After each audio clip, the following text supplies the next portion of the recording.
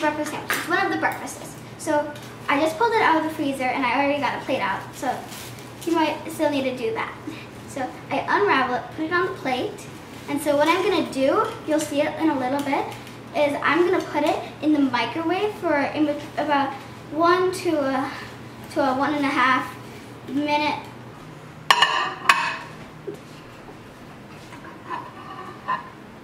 Reagan, how's it look?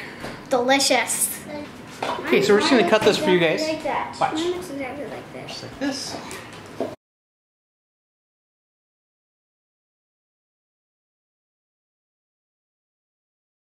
Yeah. So guys, how are they? Delicious. Yeah, is that gonna be a good kid breakfast for the mornings? Uh-huh. Uh-huh. And something you guys can make on the weekends? Mm-hmm. Mm-hmm. I'll do the egg part. Bye. Bye.